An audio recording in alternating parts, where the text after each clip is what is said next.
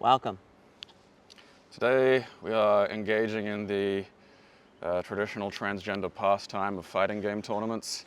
We're taking Amber here so she can frolic among her peers at games like BlazBlue. I'm not playing no BlazBlue. Under Niles in Bulldog Latte, I think is what it's called these days. But yeah, it's going to be a good day for her, you know. Yeah. Let if I don't win, I don't care because I am dressed fabulous. So that's all that matters. If there's a best dressed prize, I'll claw and bite my way to it. Yeah. Well, I legitimately don't think there's another living being there who thinks about their outfits, really. Well, that's sad. Unless they have some of the cisgender homosexuals. A few of those were snazzily dressed at some other things. There was that Islander gay kid who would play side saddle. I love that. Yeah, and whopped the fucking shit out of me with Elena. Good, yeah, kept doing healing. But I'll never forget that. Just took a seat, sat down beside me. I was like, oh, hey, how's it going? And then proceeded to turn like to the right, bring his knees together, and then turn back and like play like that. And I'm like, that is fucking commitment. I don't think I could commit that much to anything. So yeah, we're at UQ, which is where the monthly The big old sandstone. Ranbats are held, which stands for Ranked Battles. God, is that what that stands for? I believe so. Oh, it stands for random bats. Yeah. It's a clubbing event. Everyone gets a club. So we're at UQ. If you're in Brisbane, come to this. It costs $10, I think, to get in, or $15, and then it's money per. Yeah, it's 15 to money talk per to people. Money per the good games. Yeah, some games. Some like, games are free. Yeah. Like Marvel vs. Capcom, which I'm playing in. There were a lot of free games. None of them were games I play.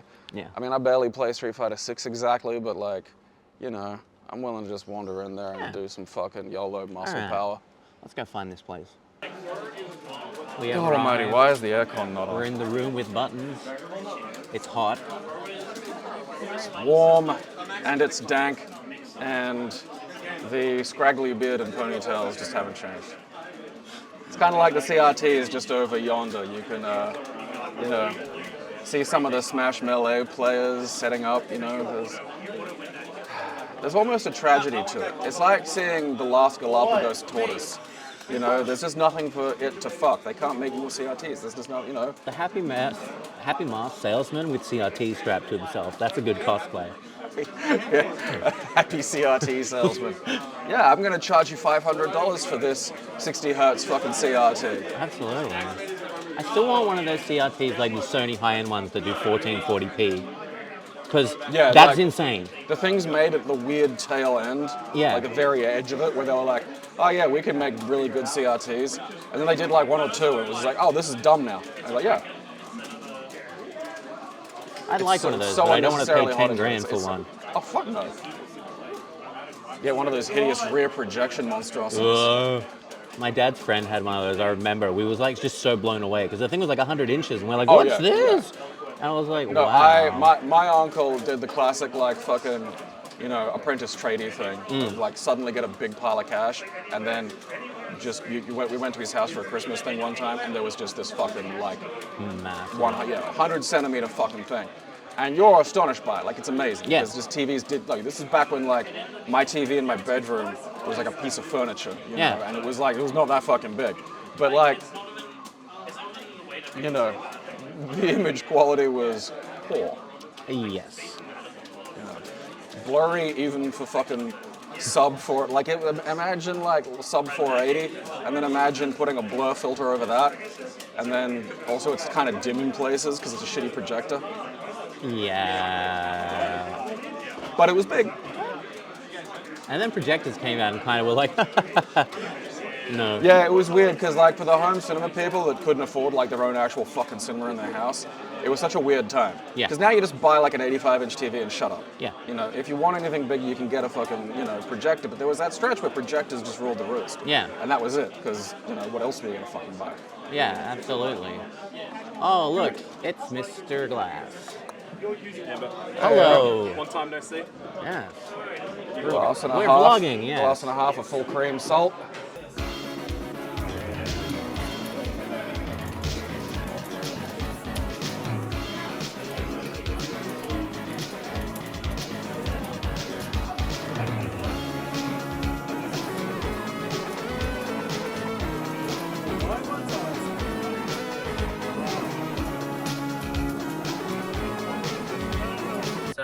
we are here with a person. Harold Ramis.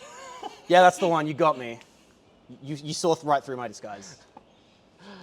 So this is Aaron, or handle is, I believe, sleep mode. Yeah, that's right.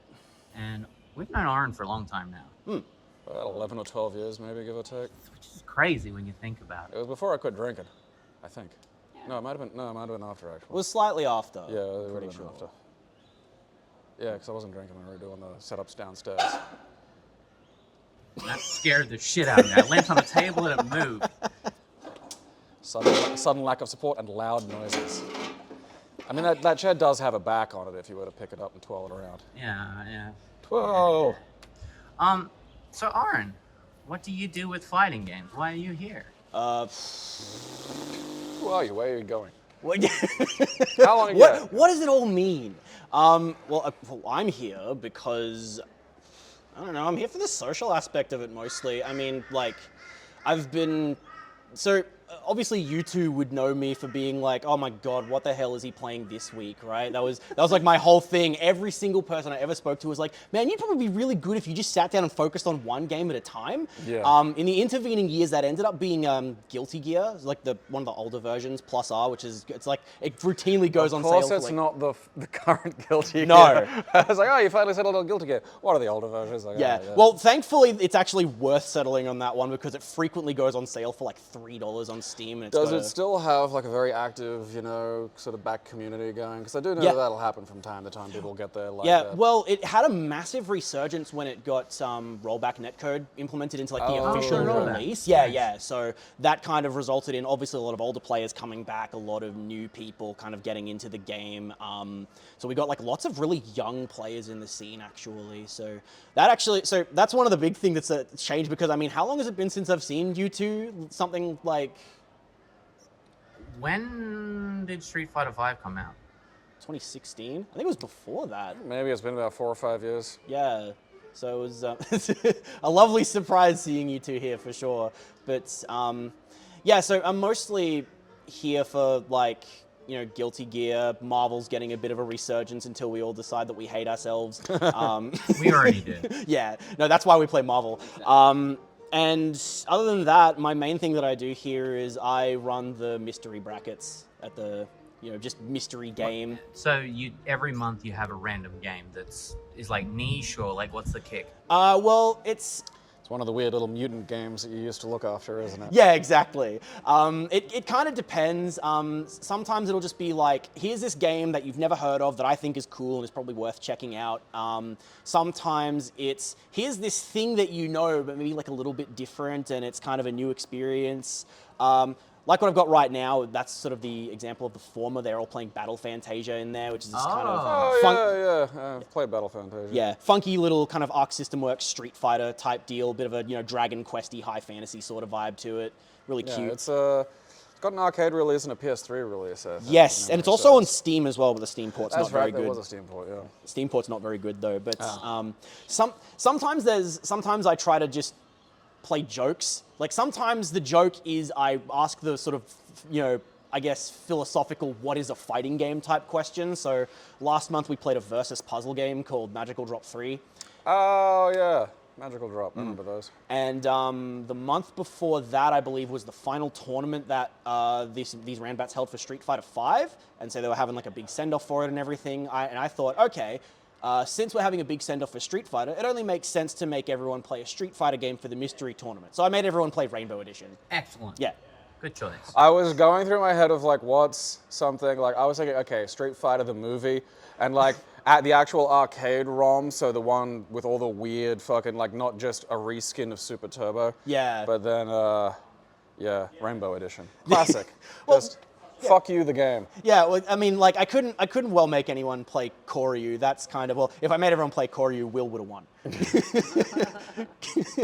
Because I think Koryu's got that one thing where, like, Zangief can grab you from anywhere on the screen as long as you're aligned on the x-axis. Yeah, like Koryu was someone took Rainbow Edition, which was already stupid, and just tried to make it even stupider. And it is, in a lot of ways, functionally unplayable. Yep. Like it's barely, it's stupid to the point where it's barely a fighting game. It's just a who can push a button first. And that button is More like usually... Sale of the Century in that regard. Yeah. It's kind of like, I think nobody beats Ken in that game. Yeah, what has he got again? He's got the dragon punch, but it fires like 18 fireballs when he does it. That's right, yeah, the fucking gotcha. But it's not as funny as you like. You do Zangief's command grab from full screen, and you're still like moving around as he's doing the animation on literally nothing, and then you just take damage. It's jank and dumb. Like Rainbow Edition's as goofy as it can get, and still at least look like a fucking fighting game. Yeah. See, like the difference is that Rainbow Edition was the ROM hack that made Capcom decide that Street Fighter should be faster, and then Koryu is just... Everyone remembers it as that fun oddity, and the real ones remember that it changed the entire warning. This game is only for use in da-da-da-da-da, with just the message that says life is too short to be little. Has Fightcade changed much? Like, in terms of like who you see showing up and what games people may know, or you might have someone who's got like a weird pocket game that they play? I mean, it's hard to really kind of Fightcade is both very different and not very different at all, because obviously there's been that big expansion of like, well, what emulators are available in there. So it's like on top of Final Burn Neo, you've got Flycast, so you can play Dreamcast, Naomi. Or Naomi, Thomas Wave, all that stuff. So it's different in the sense that there's now pretty active online scenes for games like Marvel 2, Capcom versus SNK 2, but also there's still 10 million people in the Third Strike and KOF 98 lobbies. Like half of the continent of China is waiting to play you in KOF 97. The more things change, the more they stay the same. I wonder why that is. Like, I always curious about that. Like, why does, especially when you see people talking about how do we get people into fighting games and stuff, like it's interesting to see. I mean, my brain says what we could learn from this, but also I feel like it's just, it thwarts learning. Like, why 97, I think it's literally just 97 was there in the right place in the right time. Because, like, obviously, like, China is just a KOF playing country. It's like China and Mexico are all I knew about Mexico. I knew about, like, South America's KOF country, but I didn't know about China. Yeah, no, China's really big on KOF. China, Taiwan, Hong Kong, especially Taiwan from memory. There's a lot of like really good KOF players from there. I mean, like Xiaohai's like a multiple Evo winner, I'm pretty sure, and he's from, I think he's mainland China. But yeah, as for 97, I remember there was an article that someone wrote about it somewhere like a couple of years ago, I want to say, and I think it was literally just like, it ended up being 97 because it just ended up being like super proliferated. Kind of a similar deal to why KOF is so big in Mexico, just because like the Neo Geo, you just buy the one system, you plug the cartridge into it, and you can just kind of relatively, you could make knockoffs relatively easily as well. Yeah, so exactly. Just Neo Geo machines fucking everywhere. Mm-hmm. Crouching Tiger, Hidden Dragon 2003 or whatever. Yeah, there's shitty ROM hacks that were like, cause it's funny, because there were some that weren't awful, but then there were some that were just, I mean, stupid for a lot of reasons, but they'd also just have GIFs of naked women in the background. Like, they'd add like these topless girls going like this. It's just like, was that necessary? It's just helping the game in any way. Doesn't matter. I suppose it's just, I'm always curious when an artist knows they're finished. That's something that sticks in my mind an awful lot. And it's just, at what point were they sitting there going, like dragging her over, and like, no, because there's all these old King of Fighters 2001 stages, which are shitty stages to begin with. Like, 2001 was not a good game. Nope, not at all. And just,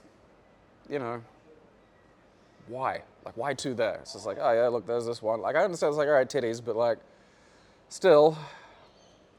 Maybe it's a bit of like we're trying to, sweeten the deal a little bit, because no matter how much we actually, maybe it depends on the skill of the ROM hacker, because like maybe you know how to add new graphical assets and everything, but you don't know how to change how fucking shit the music is. You don't know how to give Iori a 15-minute long super move with like 12 different pops.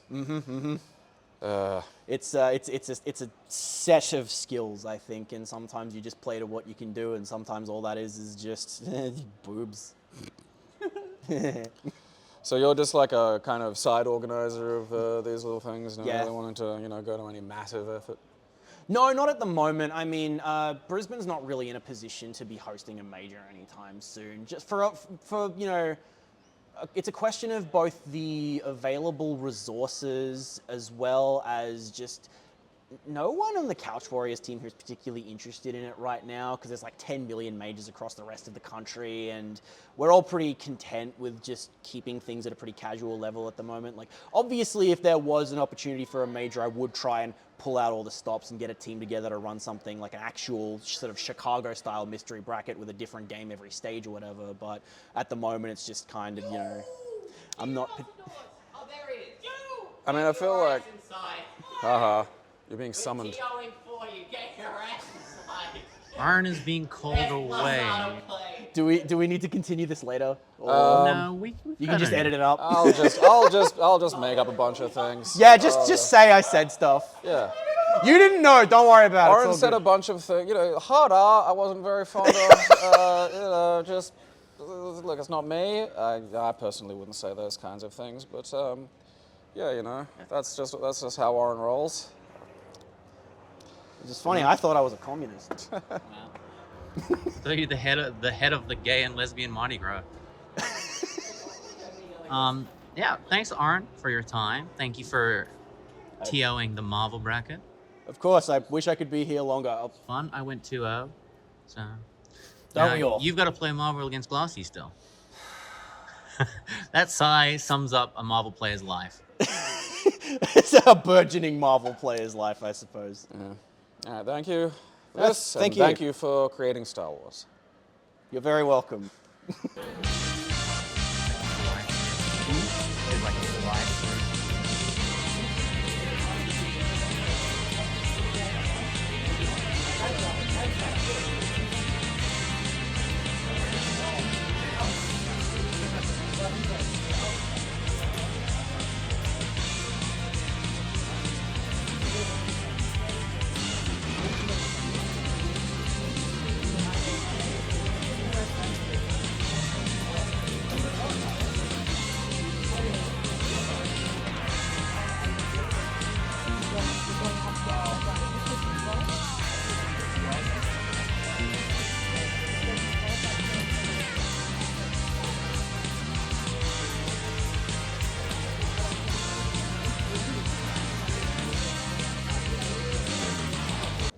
Well, it is getting close to the end of the day. It's been a big day.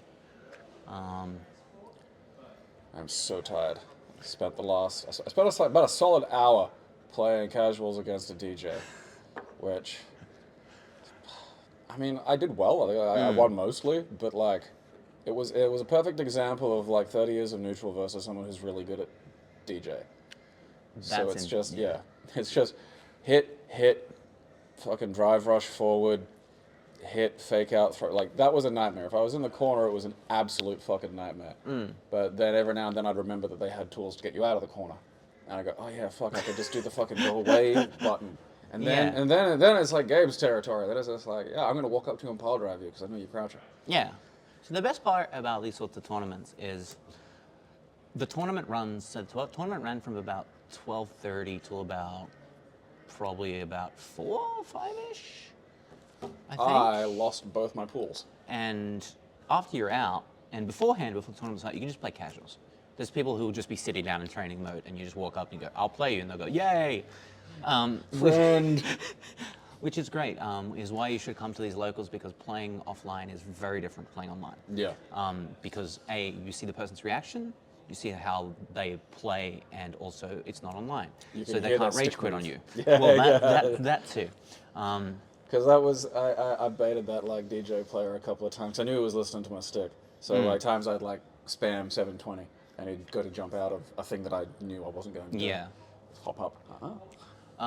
So yeah, the Street Fighter bracket, my new stick worked really good. It's not a new stick, but I put new parts in it. These Quanba gravity buttons, which are like mechanical switch, and they're very good. It was madness. It's very fun. I like it. My first match was against, I think, a player called Nagima, and they got second in the last 2 tournaments, and they played JP, which is Maurice's one of her toughest matches. He perfected me first round. I think he won the second round, but it was a lot closer, and then I came back and perfected and won that round overall. And then I went to the third one, and we were both on like 1 hit. After the round I won, he sat up very straight. He got very nervous. You could see it in his hands, in his energy, and I love that. That's my favorite part of a tournament, when you whoop someone and they go, oh shit, I might lose. Have to play. He went on to come third in the overall tournament. So that was my first match. Gabe played a Guile. I've never played against Gabriel before. So Yeah, because you haven't really been playing much online. No, I know. I'm willing. I do prefer this. Like, I'd be willing to do more, like, house casuals and things like that. Because my first match was against a reasonably good Guile, and I have no idea. So there's just little things like you can throw out the sonic boom that doesn't go anywhere and it sits there for it's a like while. A shield. Yeah. Because Glassy played him after you, and he beat Glassy. Right. And Glassy's pretty good as well. Then he actually plays this game. Unfortunately, in losers bracket, we had to verse each other. I'm glad it came down to the last round. It did. Like, I won the first round pretty convincingly, and then kind of Gabe got me in the blender, and it was like, I'm in your hand. And it was like, I don't know, please no. It was something stupid that I lost on too. It's because I'm so used to playing you where it just doesn't matter. Yeah, absolutely. I mean, I'm kind of happier that you went on though, because given my fucking performance, like, you have more matchup experience and you have a better opportunity to actually. Yeah. Win. Like, So with practice, I could probably have done something with that guy. I just no idea what the fuck was going on. Guile is hard, especially for Geef.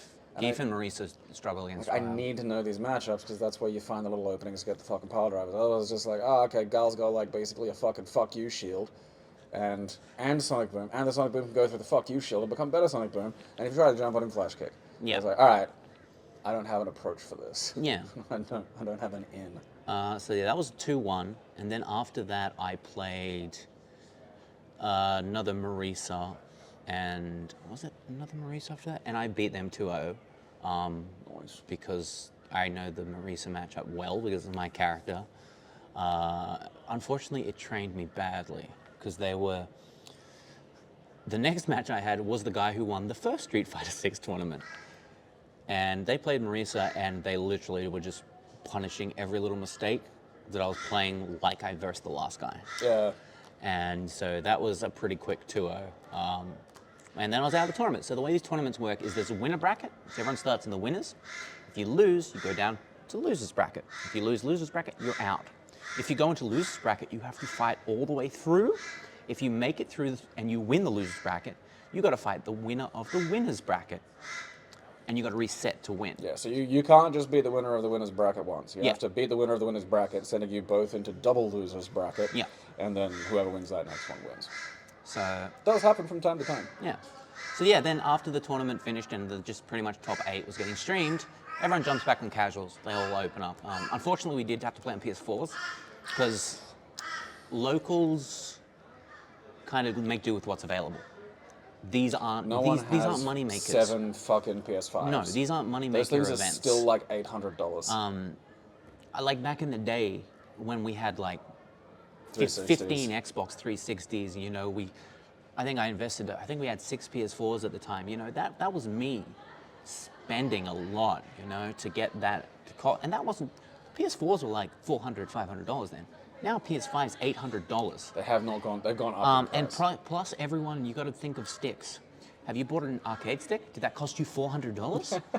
Will it play on a PS5? Probably not. So you got to get a converter or a new PCB inside.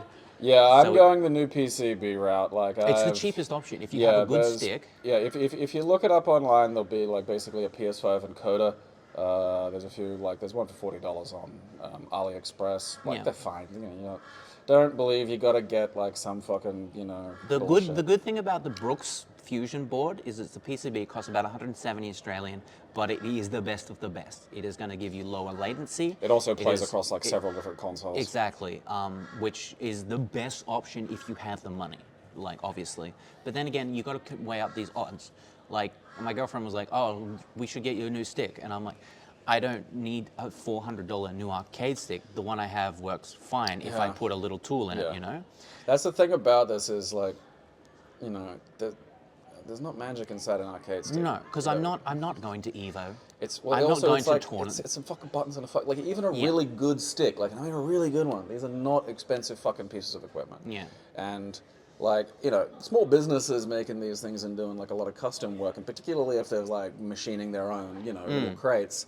Like, yeah, all right, that's going to cost a little bit, but like, if you just want something for yourself and you just want it to work, I mean, yeah, just get a fucking encoder. I mean, shit, someone had a fucking ergonomic box today, which was something fucking else. Which is like, it's kind of like this hat, right? Like, imagine this hat. Now imagine like just like about there, it's about that big. It doesn't have like the full brim. It's got like a back brim, and then it's just got like what looks to be an Aurak from fucking Blake 7, just kind of thing where you put your hand on it and then you just play it like that. And it's all like, you know, there's like a hitbox's worth of fucking buttons on the fucking thing, and I kind of want one of those, but I want it like to be like a glowing orb, and with little just panels that it like, you know, collapse into the recessed or something like that. Because, you know, when I was a little kid, and if you know, you asked me what controllers would be in the future, like glowing orb. Yeah. Like I think The Onion did an article about like bored. It was back when the PS3 was first coming out. And It was Bored Ghost of Christmas Future, just showing kids the PS5, and it was like the controller was like some glowing thing. Yeah. And I feel that's what we should be at. Like, because there was a weird. It's such a weird thing too with the hitboxes, because like they can be anything. You know, there's ones that look like a cigarette case covered in hentai, and then there's this other one that looked like it was from Fallout. And I do like that there's at least a bit of a spectrum. You there. can literally get cardboard hitboxes. Oh yeah, no.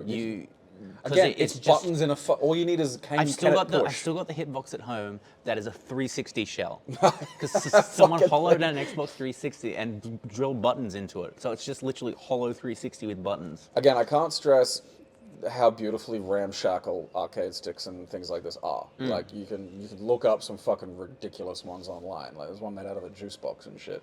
Like, can it hold buttons? Congratulations! Like you can put buttons in that hat. I could, yeah. Absolutely. So I also entered Marvel vs. Capcom 3. That didn't go well. I haven't played it in years, and the first game was 3-2. So I brought it back because I lost the first two, and then I came 2 back. That's not bad, all things considered. And Considering you're just going into missiles is still bullshit. Yeah. Because like they were playing Virgil, and they kept doing that Virgil bum, bum, bum, bum, bum thing that covers the whole screen, and it kept missiling them. Yeah. Like 1 or 2 missiles would just come down and go. It's dink. It's a ridiculous game. Like no, There's nothing like it. Yeah, it takes every that sort of character is bullshit and broken anime in some fucking way, shape, sort or form. of game formula and applies extra layers of bullshit on top of it. Oh, bar none. Like there's It's so fun. As daft as I think some of the anime fighters are, nothing has that like, oh yeah, I'll just summon a character like, because so Doctor Doom, the hidden missiles, right? You hold back, you tap punch a bunch, and he loudly announces his hidden missiles. Yeah, a bunch of missiles go up into the air. About 9 of them, and then they turn around and they come back down and they'll hit you. And they can interrupt you, they can stop you from doing shit, they're just fucking missiles are coming. Once they're fired, they're coming. Yeah. Now, that's bad enough when you're playing against him. You can have him as an assist do that. So you can be doing other shit, and then in the meantime, he's come down and going, missile. And you can just lock people down like that. Granted, there are ways to deal with it. Like if you got like a super, you can like fucking take him out or some shit. But like, it's a very hard thing to deal with. No one's just like, oh yeah, I'll just get rid of their fucking doom when they come out to hidden. No, you're getting hidden missile. It's great. And I fucking hate it. Like it is such an annoying game because it is just shit happening constantly. None of it you can see. You just gotta like, oh yeah, I gotta hear it. The TVs are down and you can't hear that anyway. The Marvel setups actually had volume on them, which was nice. Because we played Street Fighter and there was no sound. Like you could plug a headset into your controller if your controller had a headset port, which my arcade stick does not. Which is hard against JP because he announces a lot of his stuff is 2 things. He does animations with his cane, and he announces it with voice lines. I'm used to the voice lines because I can't concentrate on the animations. So it was like when you know, on the stream one that we uploaded, where it's just like him going, "You gay" and shit like that. Like, That's how you know he's doing the grappling one versus the hitting one. Exactly. And without that, you got to playing like, with that was fucking hard. So yeah, this is CouchWarriors Ranbats, and they're held at the end of every month here in Brisbane at St. Lucia UQ. It's $15 entry. Some games cost money, like Street Fighter is pretty much current games cost money. So Ultimate Marvel vs. Capcom is free. Weirdo loser games, they're free. Street Fighter is like $10 to play. Spectators are free. Yeah. So if you just want to come watch and check it out, like please do, because it's a cool experience. And like a lot of effort goes into organizing these sorts of things. We should know we did it for years. Well, that and the in-person fact that you get better. Yeah. Like there's a reality. People will talk about it constantly. There can be people who are really good online, like seemingly untouchable online, and there are stresses involved. Like if you want to get better at these games, but you know, just sit next to The somebody. amount of people that are called online warriors, they're really good online. You know, they'll win online tournaments. They come to an actual physical tournament, and they get beat by a guy called Gandhi. They get bopped because, like, yeah, Doing fucking not Street Fighter. yeah, pretty much. Like, yeah, if you got that random factor about you, it's hard to play against. So yeah, that's been the Ranbat experience. that's Smash cool. is still going strong. Like Smash has got the most people here still. Everyone else is like That's peaced Brawl, out. isn't Like, it? Not the. no, well, Melee's in the corner, but I think Ultimate's there as well. Yeah, well, the modern one. That's what Like I'm talking Ultimate's about, yeah. very easy to get into because you don't need You a don't need CRT, CRT, yeah. or a Wii or a GameCube from 10 years ago. 10 years ago, I should say fucking 20 years ago. It's 'Cause, 2002, homie. Because like Pokemon like had Sapphire and Ruby, which were the Game Boy Advance ones, had their 20th anniversary this week. And I remember going down to the Gold Coast. It was pissing down rain, as it usually is when you go to the Gold Coast for a weekend. And I was in the back seat playing that game, and it was raining in game, and it was the best thing ever. And I'm like, I remember that like it was yesterday. Yeah. And it's just like, that's... No, it occurred to me today that there are people who are going to associate Invader Zim tattoos with MILF tits, and that just kind of dented me. Yeah. That just kind of dented me a little bit. It's like, man. Yeah. The last 10 years, I think that snuck up on you. Like the 30 to 40s is like fucking, you know. We were going to It's probably interview only gonna more get worse. people, but they're playing games still, Yeah. so and we're And I don't wanna be tired, here till and we're fucking 10 old, o'clock. and we want to go home. So We'll get them they next can time. play their games. We'll have a segment at these called like, you know, Meet the Brisbane FGC. That's a good idea, yeah. And, so you we'll- know to avoid them if you see them in public. That. And no other utility. Yeah. I mean, you will anyway, just as a natural response to what they look like, but... Yeah. Oh yeah, I hope you enjoyed. We'll see you next time. Toodles.